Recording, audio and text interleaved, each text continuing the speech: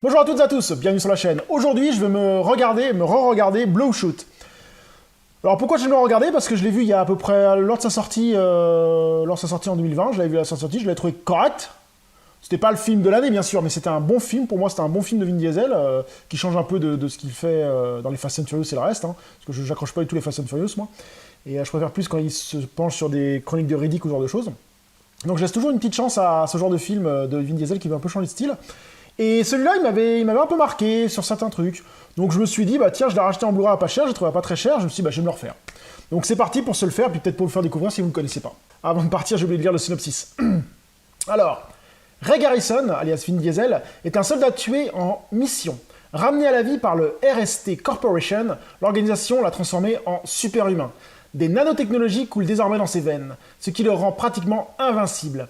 Il est plus fort que jamais et peut guérir instantanément de ses blessures. Mais si la RST Corporation contrôle son corps, elle a également la main sur son esprit. Ray ne peut plus distinguer de ce qui est réel et ce qui ne l'est pas. Mais sa mission est de le découvrir.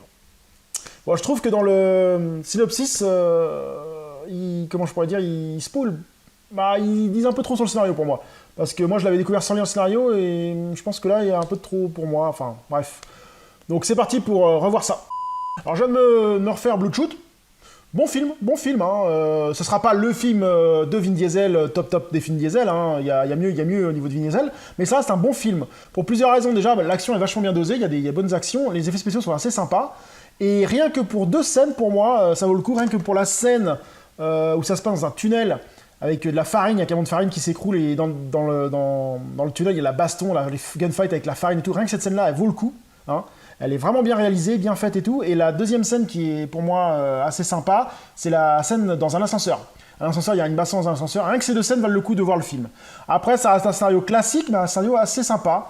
Non, franchement, j'ai passé un bon moment à voir ce film, hein. C'est un film sans prétention, mais qui vaut le détour. Ce film dure 2 heures. Si vous le voyez à pas trop cher, bien sûr, faut être honnête, hein, mettez pas 15 € dans un film comme ça, à un moment non. Par contre, moi je l'ai payé 5 € ou 6 € je crois, à 6 €, foncez. Vous allez passer un bon moment, du bon Vin Diesel, avec des bons effets spéciaux, de la bug gunfight, de la bonne baston. Ça reste un film correct, un bon divertissement d'un samedi soir. Donc voilà, je vous dis à très bientôt sur la chaîne, salut!